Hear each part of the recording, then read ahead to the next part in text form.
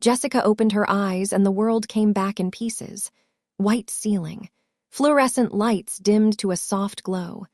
The steady beep of a heart monitor somewhere to her left. The smell of antiseptic and fresh flowers. Her body felt heavy, like someone had filled her bones with wet sand. She blinked. Then she blinked again. Her throat was dry. Her head throbbed with a dull, persistent ache that pulsed behind her eyes like a second heartbeat. She didn't know where she was. She tried to sit up, but her body refused. Every muscle felt disconnected, sluggish, like she was operating a machine she hadn't used in a long time.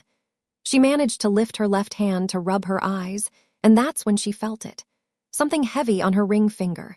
Something cold and solid and completely unfamiliar.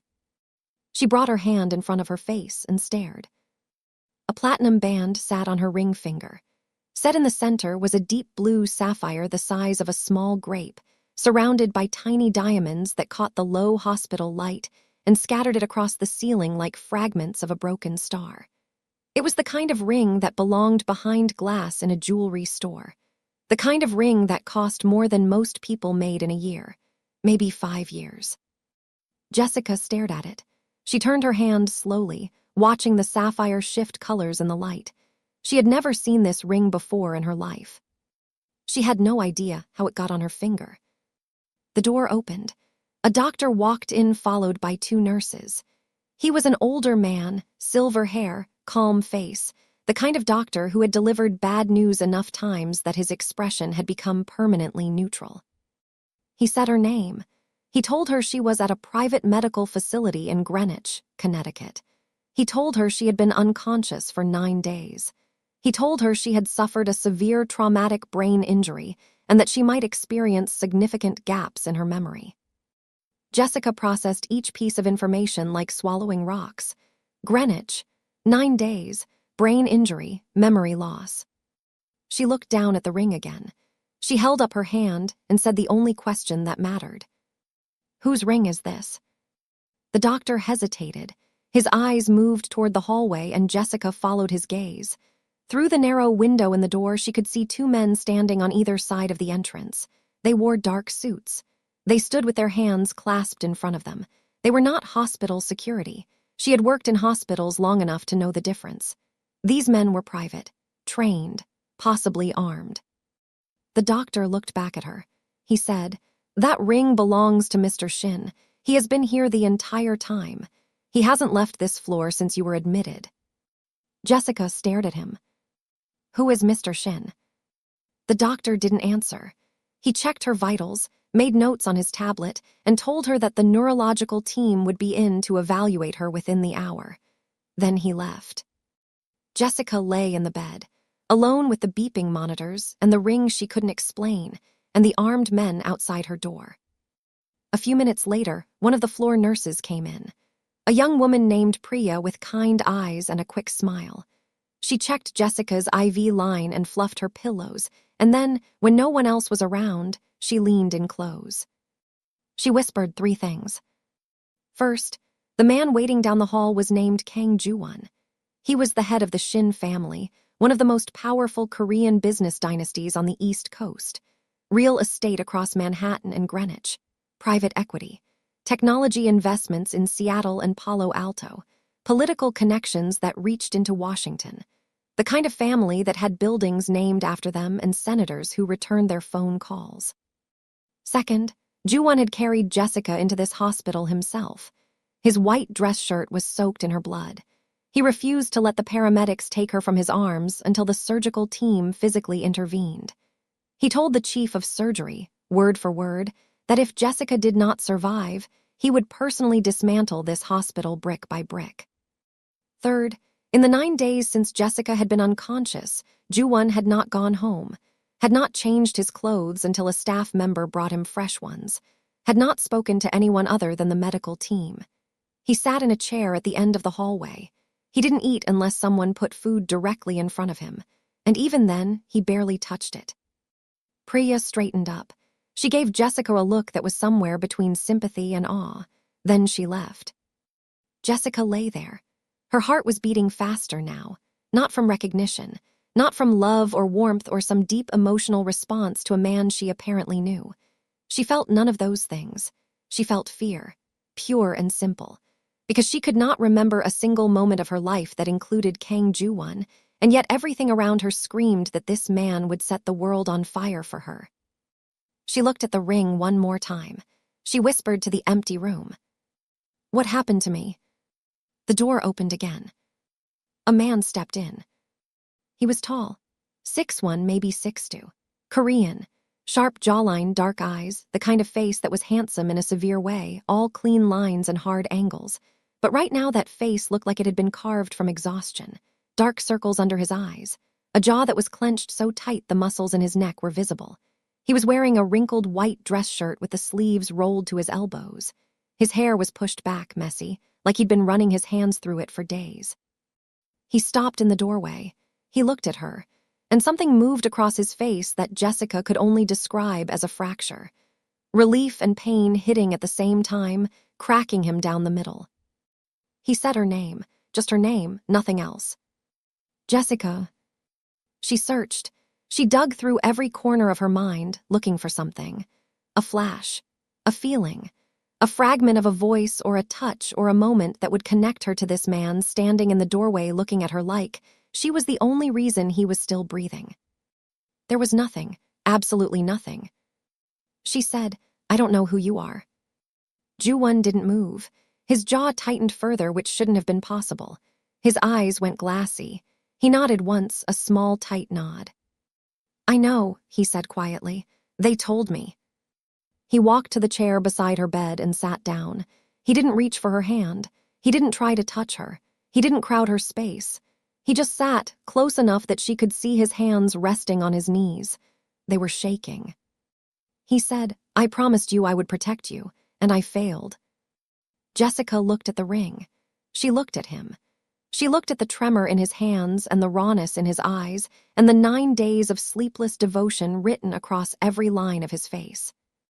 She said, "Protect me from what?" Ju-won met her eyes, and for the first time since he walked in, his expression shifted.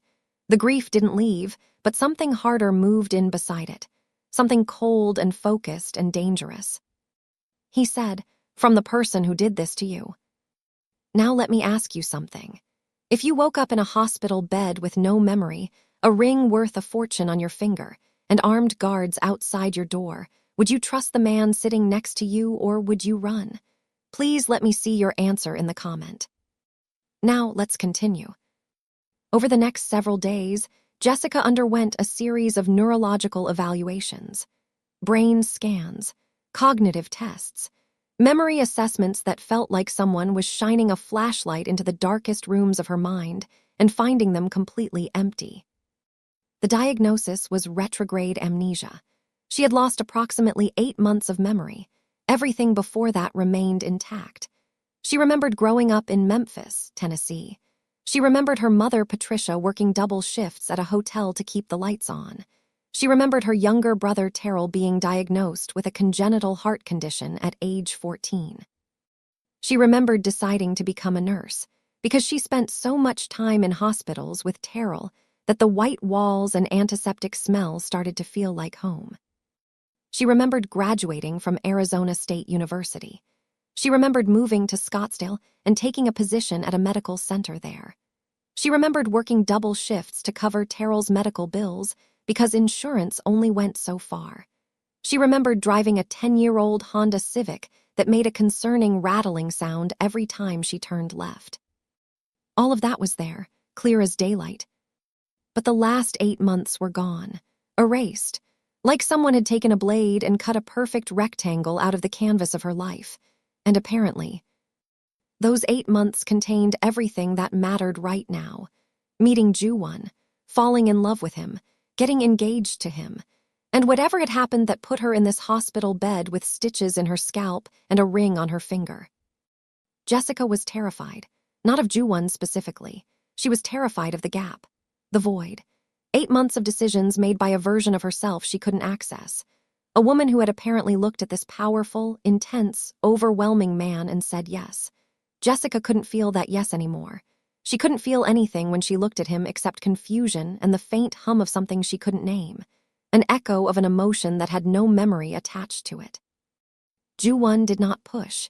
He did not try to trigger her memories. He did not overwhelm her with affection or declarations or stories about their relationship. The doctors had told him that pressure could worsen the amnesia, and Ju-won treated that instruction like a military order. He kept his distance. He sat across the room instead of beside her bed. He answered only the questions she asked. He called her Jessica, never any nickname, in a voice that was measured and careful and controlled. He was treating her like a stranger because that's what she told him she was. But Jessica noticed things. Small things that the logical, observational part of her nurse's brain couldn't ignore. The flowers in her room were changed every single morning.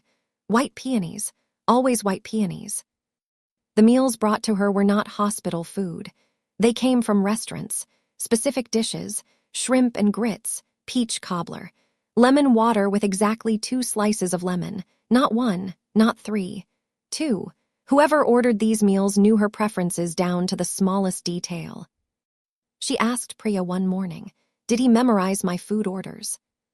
Priya looked at her like the answer should have been obvious. She said, "Girl, that man memorized your everything." On the 5th day, Jessica told Ju-won she needed evidence. She couldn't just accept his word for their relationship. She needed to see it. She needed proof that the last 8 months were real. Ju-won nodded. He left the room without argument. The next morning, he returned with a tablet. On it were photographs, hundreds of them. Jessica and Ju-won on a rooftop in Manhattan. She was laughing, her head thrown back, her natural curls catching the wind. He was looking at her, not at the camera, not at the skyline, at her, like she was the only thing in the city worth seeing. Jessica and Ju-won at a farmer's market in Beverly Hills. She was holding a bag of peaches and making an exaggerated, disgusted face at something. He was smiling, actually smiling.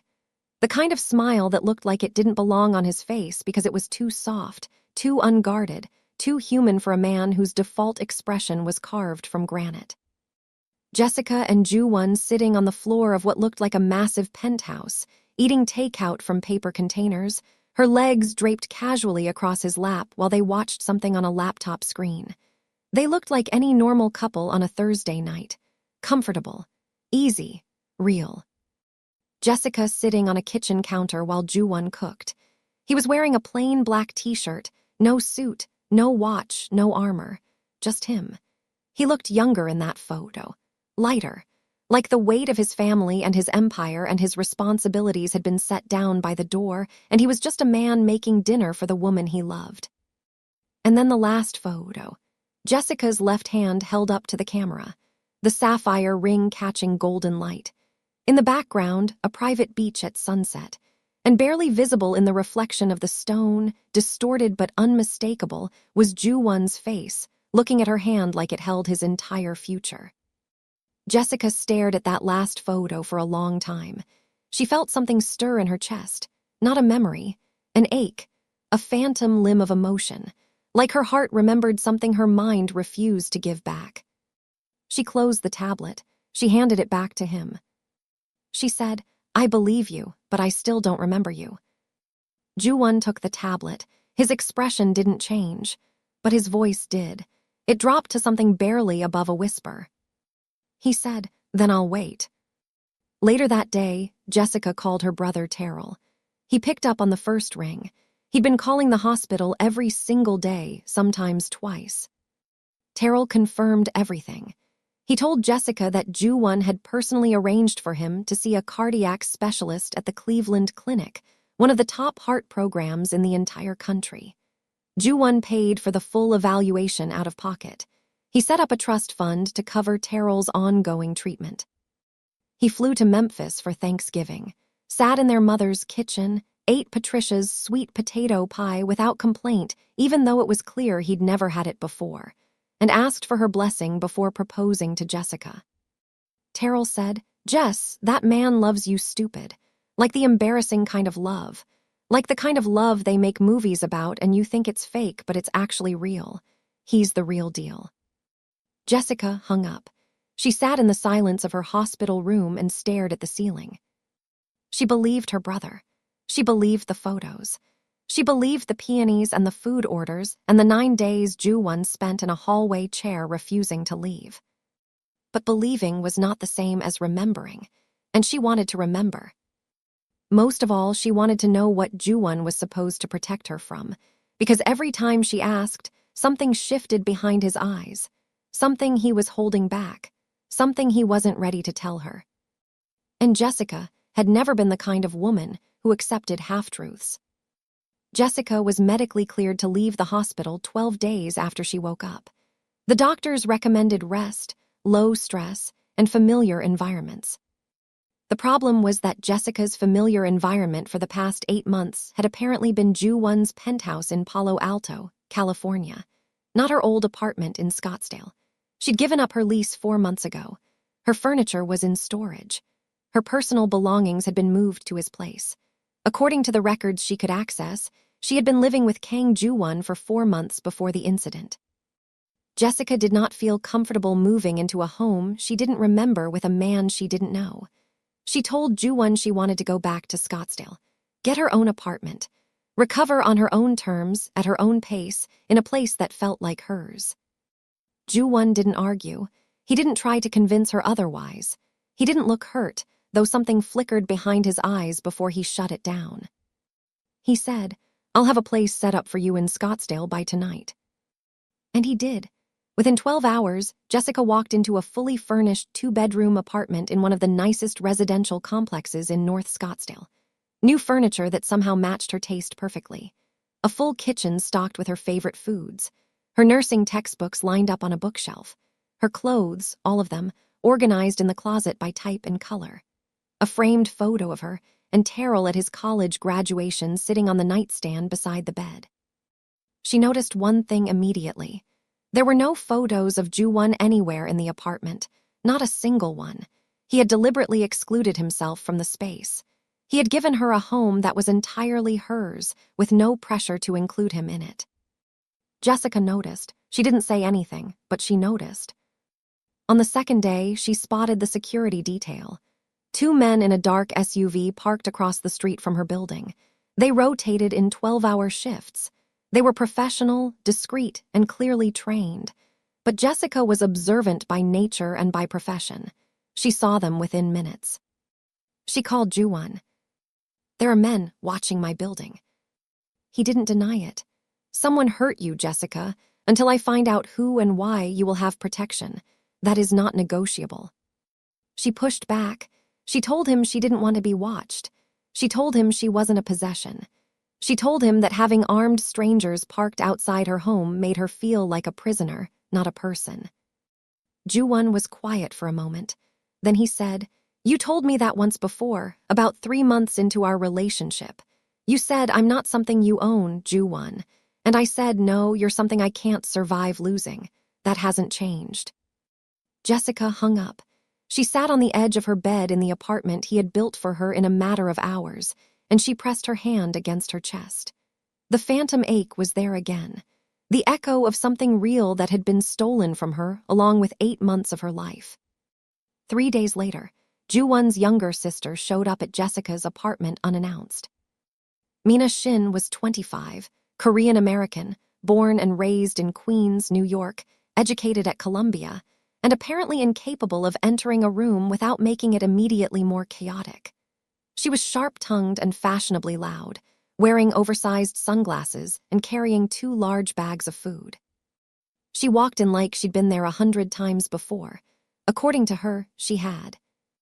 "You and I are best friends," Mina announced, setting the food on the kitchen counter. "You don't remember that, which is honestly insulting, but I'm going to forgive you because you have brain damage and because I brought Korean fried chicken and tteokbokki from that place in Koreatown that you love." Jessica didn't remember loving any place in Koreatown, but the food smelled incredible, so she sat down and listened. Mina filled in gaps. She told Jessica how she and Ju-won met.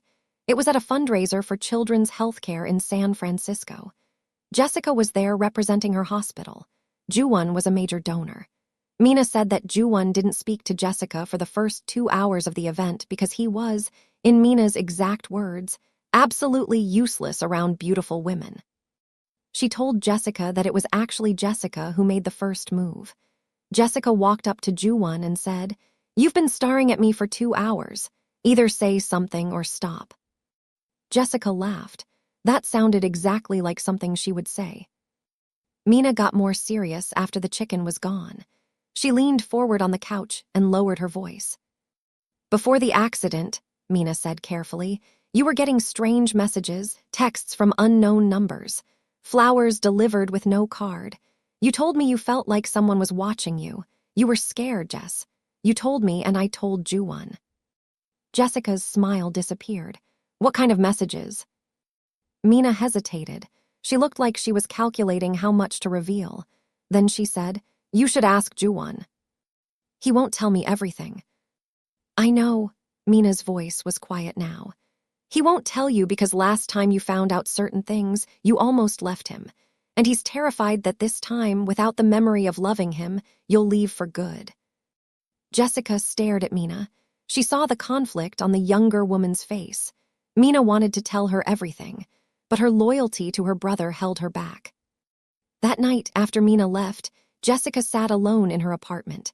She was trapped between two forces pulling in opposite directions. On one side, a man who obviously loved her but was hiding something critical about what had happened to her.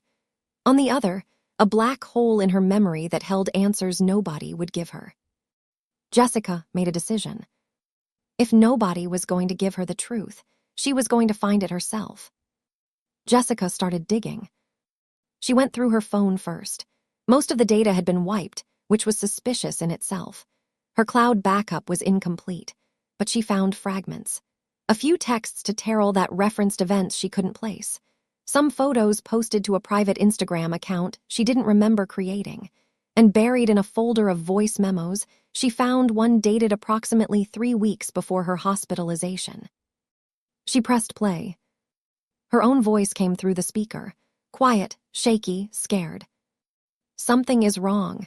Someone was in the parking garage. I didn't see their face. I told Ju-won, but he thinks it's connected to." The recording cut off. Mid-sentence, whatever she had been about to say was gone. Jessica played it again, and again. She listened to the fear in her own voice, a voice she recognized but a fear she couldn't place. She was listening to a ghost, a version of herself that had existed 3 weeks before everything went dark. She kept searching. In her deleted text messages, she found a name she didn't recognize, Vivienne Park. She Googled it. Vivienne Park, 31 years old, Korean-American, Harvard Law graduate, associate at a prestigious firm in New York, daughter of Congressman Richard Park, one of the most influential Korean-American politicians in the country. And according to a society blog Jessica found after 20 minutes of searching, Vivienne Park was publicly expected to marry Kang Ju-won. For years, their families had an informal understanding. The Parks and the Shins moved in the same circles, attended the same events, appeared in the same photographs at political fundraisers and cultural galas. The last public photo of Ju-won and Vivienne together was dated 11 months ago, roughly 3 months before Ju-won supposedly met Jessica. Jessica sat in her living room, staring at her laptop screen, looking at a photo of Ju-won and Vivienne standing side by side at some event in Manhattan. Vivienne was beautiful, elegant, polished. She looked like she belonged in Ju-won's world in a way that Jessica, a nurse from Scottsdale who drove a rattling Honda Civic and ate cereal for dinner 3 nights a week, never would. She didn't feel jealousy. She couldn't be jealous of a relationship she didn't remember existing alongside.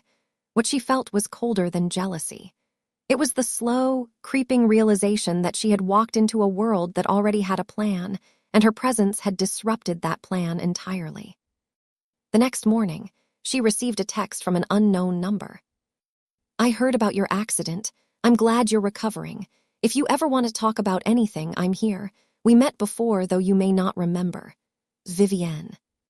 Jessica read the message 3 times. She didn't respond, but she saved the number. That evening, Ju-won called. He was in Palo Alto, managing his business operations remotely while trying to give her the space she'd asked for. He asked how she was feeling. She said fine. He asked if she needed anything. She said no. Then she said, "Who is Vivienne Park?" The silence on the other end was loud enough to fill the room. When Ju-won spoke again, his voice had changed. "Where did you hear that name?" "Does it matter?" Another silence. Then carefully, "Vivienne is someone from my past. She has no relevance to us." "She texted me." Something shifted in Ju-won's breathing. He went from measured to sharp, not angry at Jessica, angry at something else. "What did she say?" Jessica told him. Ju-won told her not to respond. He told her to trust him. He said he would handle it. Jessica gripped her phone tighter. She said, "You keep telling me to trust you, but trust is built on information, Ju-won, and you're not giving me any." He didn't have an answer for that. She hung up first. Against Ju-won's explicit request, Jessica agreed to meet Vivienne Park. They met at a high-end cafe in Old Town Scottsdale. Vivienne had flown in from New York specifically for this meeting, which should have been Jessica's first red flag. Nobody flies across the country for coffee with a woman they barely know unless they have an agenda. Vivienne was exactly what Jessica expected. Polished, composed, expensive in a way that looked effortless.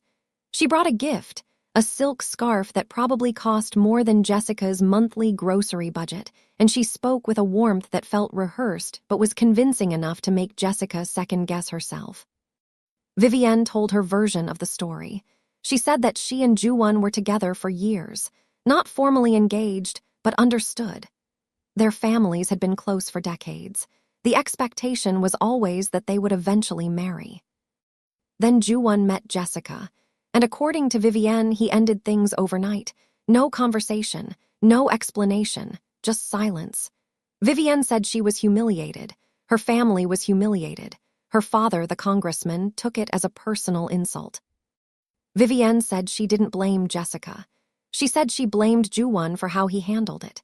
She said the two families had been at war ever since, quietly, in boardrooms and at political dinners.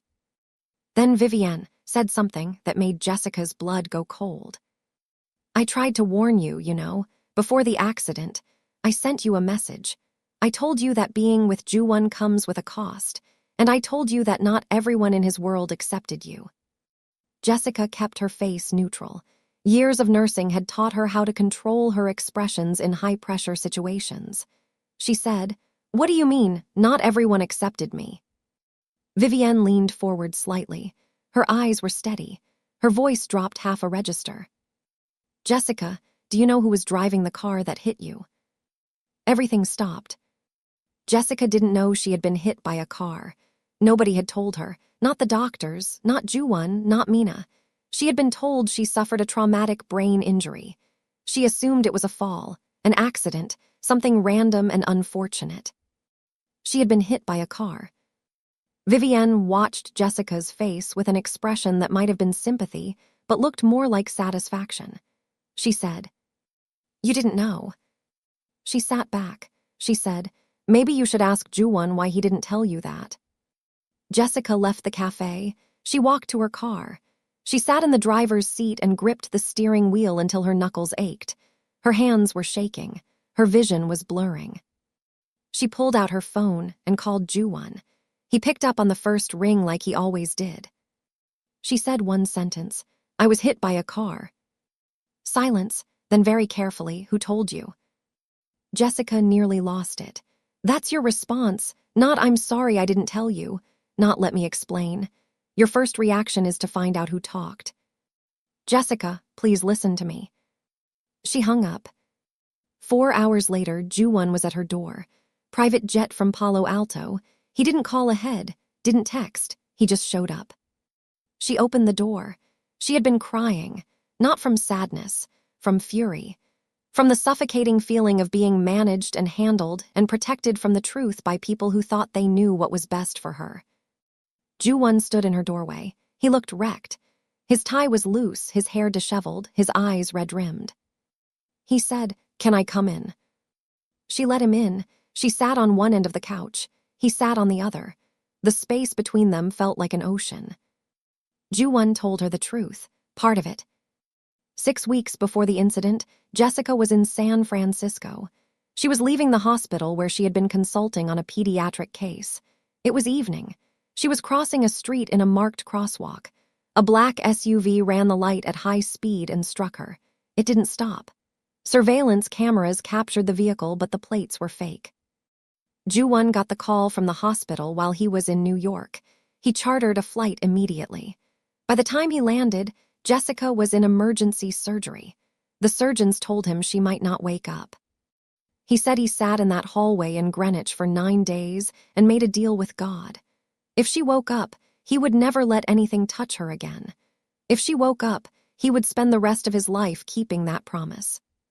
She woke up, and she didn't know his name. Jessica listened to all of it.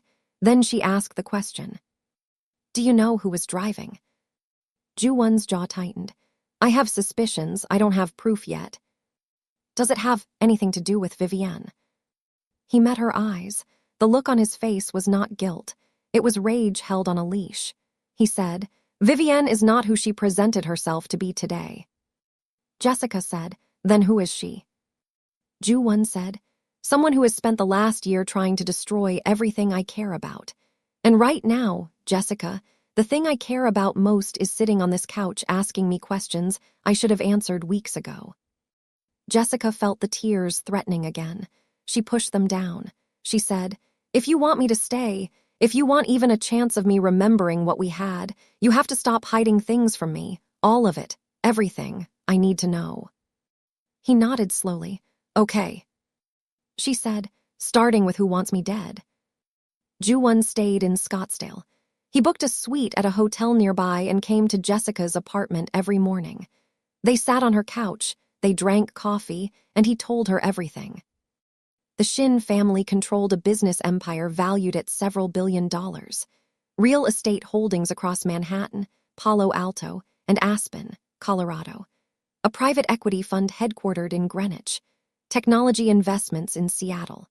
Ju-won's father, Shin Di-hyun, had built the empire from a single commercial property in Queens 30 years ago. A self-made man who started with nothing and ended up with everything. 3 years ago, Di-hyun suffered a stroke. He survived but could no longer run the business. Ju-won stepped in. At 29, he became the youngest head of the Shin family in its history. Ju-won had spent his entire tenure cleaning house. He severed old relationships that made him uncomfortable.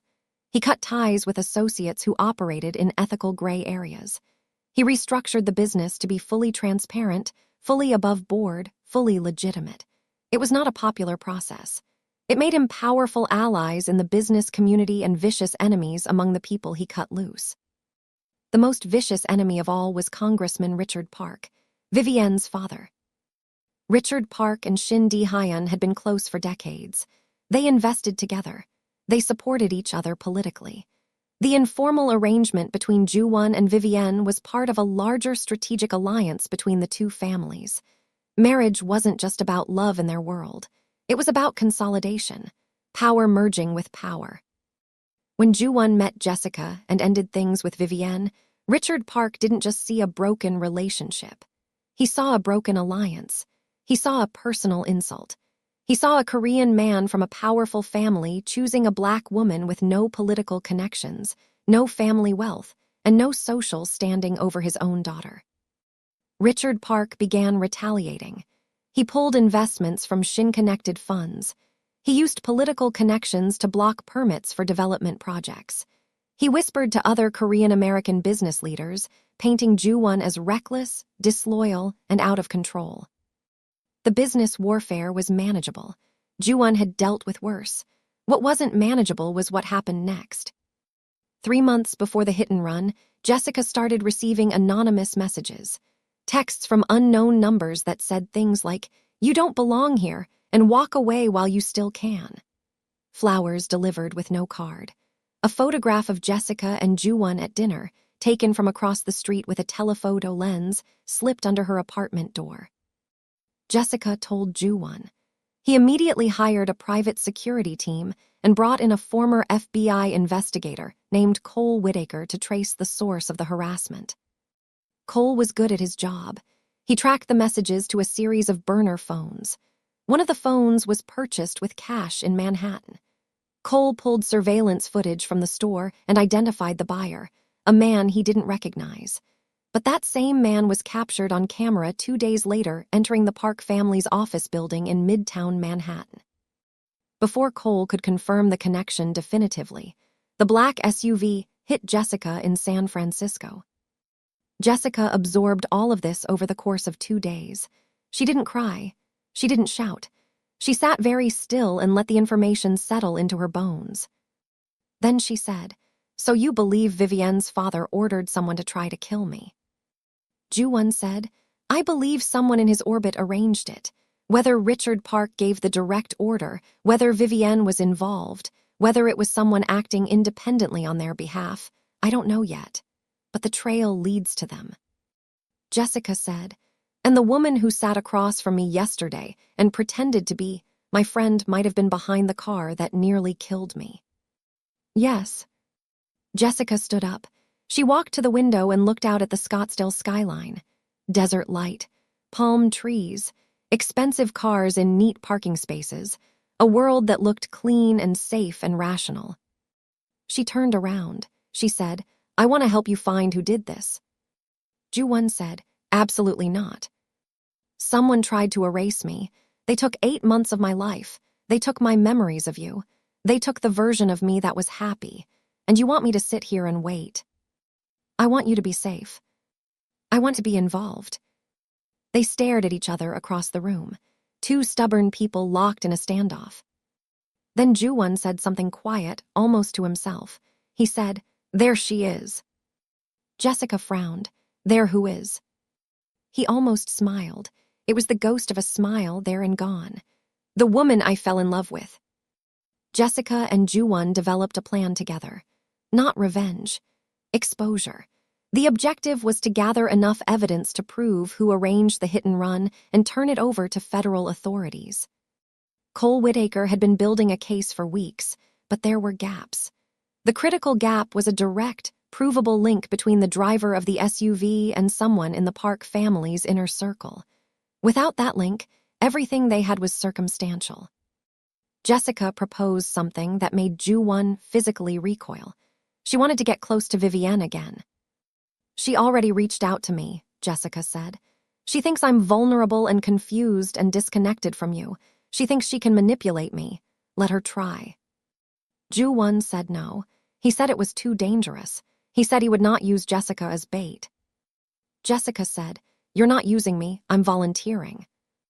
Mina, who had been listening from the kitchen where she was pretending to make tea, said, "She's smarter than both of us, and you know it." Ju-won looked between his sister and the woman he loved, 2 women who were apparently determined to give him a heart attack. He agreed on one condition. Jessica would never be alone with Vivienne without security within immediate reach. Jessica texted Vivienne. She crafted each message carefully. She told Vivienne she'd had a terrible fight with Ju-won. She said she felt lost and scared and didn't know who to trust. She said she was starting to think that being with Ju-won was a mistake. Vivienne responded within minutes, too quickly, too eagerly. She invited Jessica to New York to stay at her apartment on the Upper East Side of Manhattan. She said she'd take care of everything. She said Jessica deserved someone who would be honest with her. Jessica accepted. She flew to New York 3 days later. She checked in with Ju-won every 2 hours. She wore a small tracking device disguised as a simple bracelet. Ju-won's security team had operatives positioned within 2 blocks of Vivienne's building at all times. Vivienne was a perfect host. She took Jessica shopping in Soho. They ate at a trendy restaurant in the West Village. They walked through Central Park. Vivienne was charming and attentive and warm, and she asked all the right questions and said all the right things. She was good. Jessica had to give her that. But on the second night, Vivienne opened a bottle of wine, then a second bottle, and somewhere between the second glass and the fourth, the mask started to slip. Vivienne began talking about Ju-won. not with sadness or nostalgia, with ownership.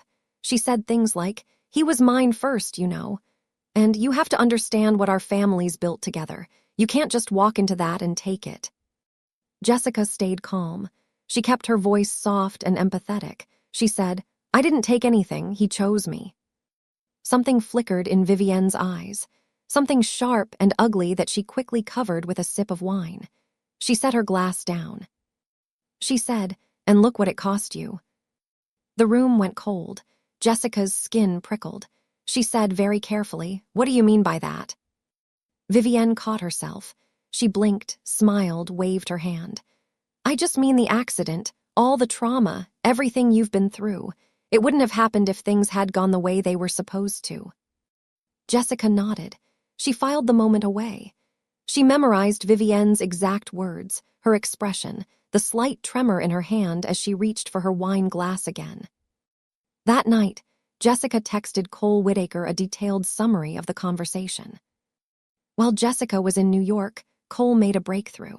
He identified the driver of the SUV. His name was Franklin Holt. He was a professional contractor who had done private security work and what Cole politely called special assignments for political figures and corporate executives. The kind of man who got paid to solve problems without creating evidence. Cole traced a series of payments to Holt from a shell company registered in Delaware. The shell company was managed by an attorney in Washington, D.C., an attorney who had represented the Park family for 12 years. It still wasn't enough for a conviction. The financial trail could be explained away by a good defense lawyer. They needed Holt himself. They needed him to confirm who hired him and why. Cole located Holt in Miami. He was living in a rental property in Coral Gables under a different name. The pieces were coming together, slowly, carefully, like a bomb being assembled wire by wire. Someone tipped Vivienne off. Whether it was a contact inside Ju-Won's organization, someone who noticed Cole asking questions in Miami, or just Vivienne's own paranoia, she found out that Ju-Won's team was closing in on Franklin Holt. And Vivienne panicked. She had been careful. She didn't give the order herself, not directly. She had manipulated her father's chief of staff, a man named Gerald, into arranging the whole thing. She framed it as a warning, scared Jessica, make her realize that Ju-Won's world was dangerous, convince her to leave on her own. Gerald went further than Vivienne intended. The SUV was supposed to come close, not make contact. But the driver lost control, or maybe he didn't care, and Jessica ended up in a hospital for 9 days while her brain tried to remember its own name. Vivienne didn't plan a murder, but she set the events in motion that nearly resulted in one. And the distinction between "I wanted to scare her" and "I hired someone who almost killed her" wouldn't hold up in front of a jury. Vivienne did something desperate. She called Jessica. Her voice was tight, controlled, but Jessica could hear the cracks underneath. Vivienne said that Ju-Won had been lying about everything. She said his business dealings were shady. She said Jessica was a pawn in a power play between two families. She said Ju-Won didn't love her, that he was using their relationship to publicly humiliate the Parks. Jessica listened without interrupting. She let Vivienne talk. She let Vivienne dig. When Vivienne finally stopped, Jessica said, "I have one question." "What?" "When you said, 'Look what it cost you,' did you mean the accident? Or did you mean the attack you helped arrange?" The silence on the other end was suffocating. Jessica could hear Vivienne breathing. Fast, shallow. Jessica said, "Because I've been thinking about that comment for days, Vivienne, and I think you didn't misspeak. I think you meant exactly what you said." Vivienne's composure shattered. Her voice came out ragged, defensive, frantic. She said, "I never meant for you to get hurt that badly. It was supposed to be a warning. You were supposed to get scared and leave him. That's all it was supposed to be." Jessica closed her eyes. Her heart was slamming against her ribs. Her hands were steady. She said, "I've been recording this call." The line went dead. Jessica immediately forwarded the recording to Cole and to Ju-Won's legal team. Combined with the financial trail and Holt's location in Miami, they now had a case that the FBI could move on. Ju-won was on a plane to New York within the hour. He arrived at Vivienne's building and found Jessica already in the lobby with her bag packed, standing between two of his security operatives. She'd known the moment she made that call that she needed to leave. He walked through the glass doors. He saw her across the marble lobby. She looked calm on the surface, the way she always looked when she was holding herself together through sheer willpower. He crossed the lobby in 6 strides. He stopped in front of her. He said, "Are you okay?" She said, "I got her on tape." Ju-won stared at her. Something moved across his face. Not relief, not pride, something deeper. Recognition. He was seeing the woman he fell in love with, not the memory of her. The actual her. Standing in front of him, having just walked into the lion's den and walked out holding the lion's confession in her hands. He stepped forward. He took her face in both hands, gently, like she was made of something precious and unbreakable at the same time. He said, "You are the bravest person I have ever known, in this life and every other one." Jessica didn't pull away. Her hands came up and wrapped around his wrists. She held on. She held on like she was anchoring herself to something real. She said, "I think I'm starting to remember." That night in Ju-won's hotel's suite, separate bedrooms because he insisted, Jessica woke from a dream. Not a nightmare, a memory. She was standing in a kitchen. A big kitchen, white countertops, stainless steel everything. She was at the stove. Someone was behind her, arms around her waist, a chin resting on her shoulder.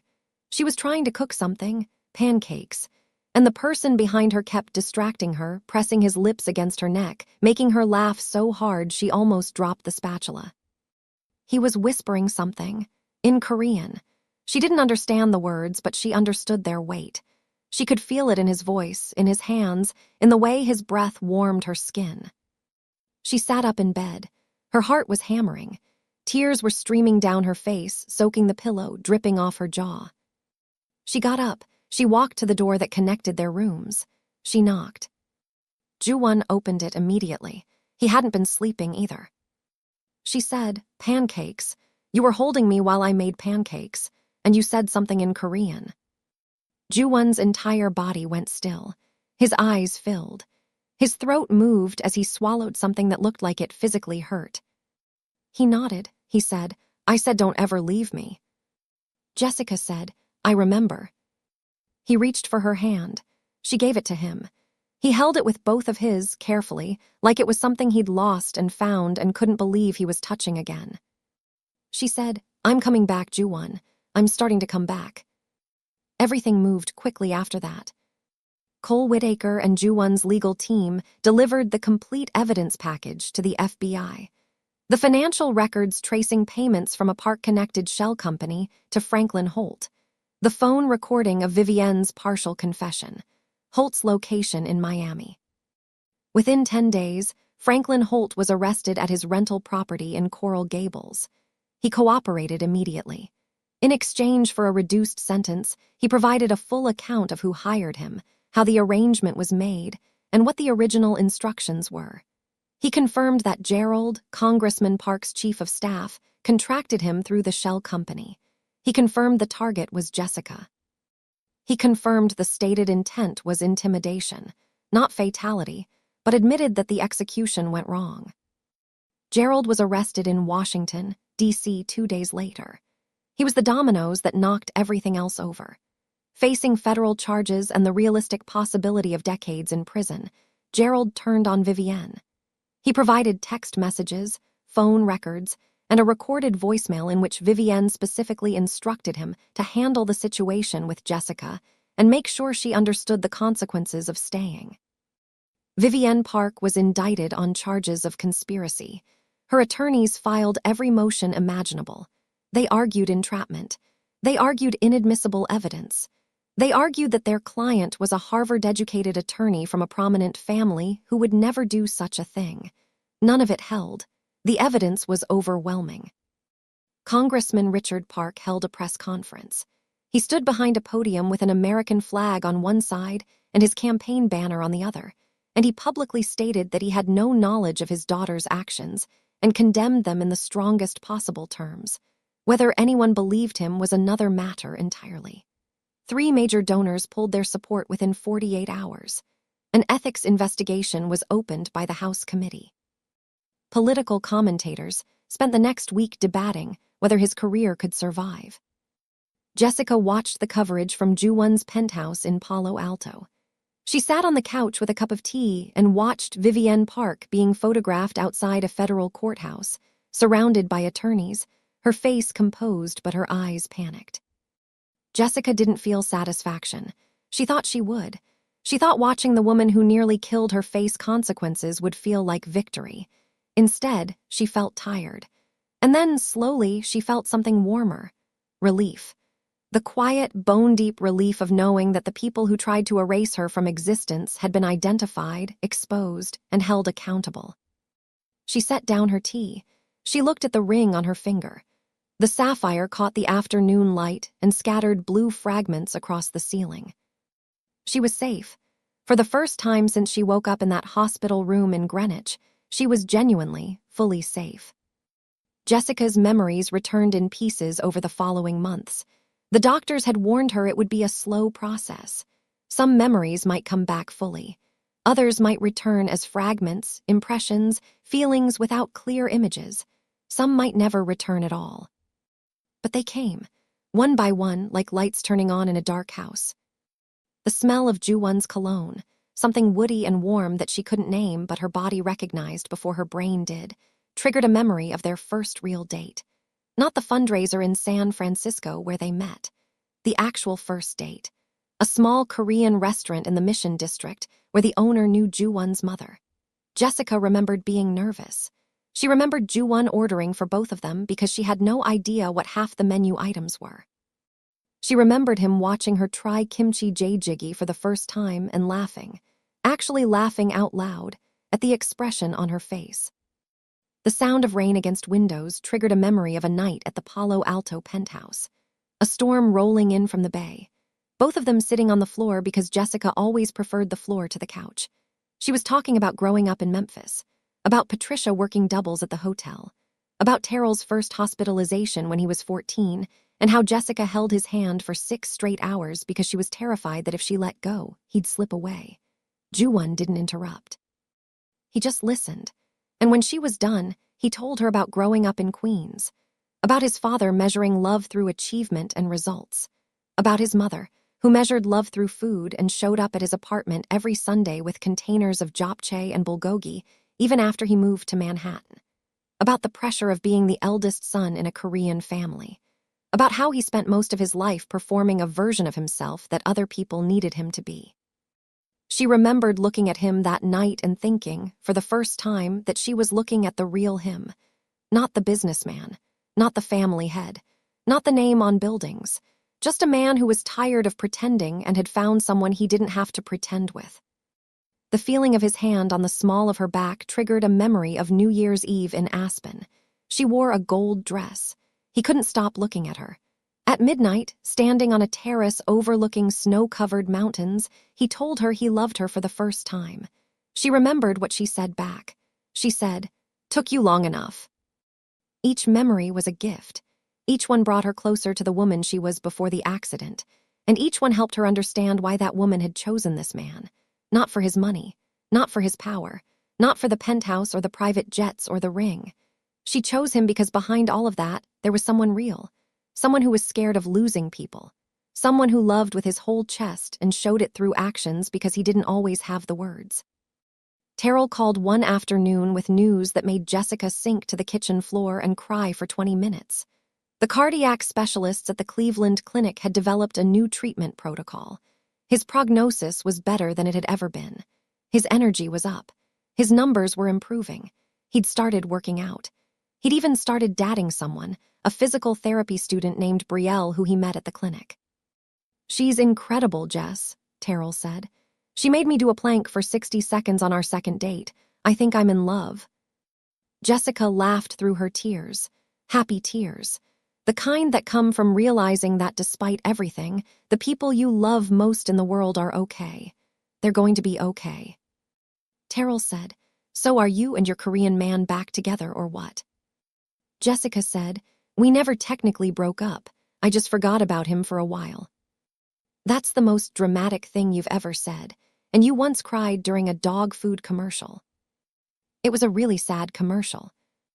It was a golden retriever eating kibble. He looked lonely. They both laughed. It felt normal. It felt like before, like the world had been shaken apart and was slowly, carefully putting itself back together. A few weeks later, Jessica told Ju-won she was ready. They were at the penthouse. She was in the kitchen making tea. He was sitting at the counter reading something on his phone. It was ordinary and domestic and quiet, and that was exactly why she chose this moment. She said, "I want to try again." He looked up. "Try what?" This, but I want to do it right. I'm not picking up where we left off because I can't. I don't have all the memories yet. I might never have all of them. You might be in love with a version of me that doesn't fully exist anymore." Ju-won set his phone down. He gave her his full attention, the way he always did, like nothing else in the world existed when she was speaking. He said, "I'm in love with every version of you, the one who remembers, the one who doesn't, the one who yelled at me on the phone, the one who walked into a room full of enemies to protect us both, the one who makes terrible pancakes, all of them, every single one." Jessica looked at him. She felt the ache in her chest, the one that had been there since she woke up in that hospital bed, and for the first time, it didn't feel like loss. It felt like arrival, like coming home to a place she'd been away from for too long. She took the ring off her finger. She placed it in his palm. He frowned. "What are you doing?" She said, "Ask me again." He understood. She watched the realization move through him like a wave. His jaw tightened. His eyes went bright. He came around the counter. He got down on one knee, right there, in the kitchen. No fancy venue, no audience, no orchestrated moment. Just them and the late afternoon light coming through the windows and the sound of the city moving far below. He said, "Jessica, I lost you once and it nearly destroyed me. I don't have a prepared speech because last time I prepared a speech and you told me to just say what I actually meant. So here's what I mean. I want every morning, every argument, every terrible batch of pancakes, every phone call with Terrell where he roasts me for something, every Sunday dinner with your mother where she asks me if I'm eating enough. I want all of it, for the rest of my life. Will you marry me? Again." Jessica laughed. She was crying and laughing at the same time, that specific kind of crying that only happens when joy arrives after a long season of pain. She said, "Yes, again." He slid the ring back onto her finger. It fit perfectly. It always had. 6 months later, they were married. Not a massive wedding. Neither of them wanted that. A private ceremony at an estate in Napa Valley, California. 60 guests, just the people who mattered. Terrell walked Jessica down the aisle. He was healthy and strong, grinning so wide it looked like his face might crack. Patricia sat in the front row in a lavender dress, clutching a tissue, already crying before the music even started. Mina stood at the altar as the maid of honor, simultaneously sobbing and taking selfies. Ju-won's mother sat beside Patricia, and at some point during the ceremony, the two women reached for each other's hands without speaking, connected by the shared experience of watching their children find something worth holding onto. Ju-won stood at the altar in a navy suit. His hands were clasped in front of him. He was visibly, completely, unabashedly emotional. The man who ran a multi-billion-dollar empire, who negotiated with world-class investors, who had stared down threats from politicians and rivals without flinching, was biting his bottom lip to keep it together as Jessica walked toward him. She reached him. She took his hands. The officiant began. But before the vows, Jessica leaned in close. She whispered something that only Ju-won could hear. She said, "I remember everything." Ju-won closed his eyes. A tear slid down his cheek. He squeezed her hands. He whispered back, "Then you know I'm never letting go." Jessica didn't ask for any of this. She didn't ask for the empire or the enemies or the ring she couldn't recognize on her own finger. She woke up in a hospital with no memory of the man who loved her, surrounded by a war she didn't know existed. She could have walked away. She almost did. But some things are stronger than memory. Some things live in the body when the mind goes quiet. in the ache that has no name, in the hand that reaches for someone in the middle of the night without being told to, in the heart that recognizes what the brain has forgotten. Kang Ju-won promised to protect her. He failed once. He would spend the rest of his life making sure he never failed again. And Jessica, the girl from Memphis, the nurse from Scottsdale, the woman who looked a billionaire in the eye and told him to either say something or stop starring, she didn't just get her memory back. She got her whole life back. And this time, nobody was taking it from her.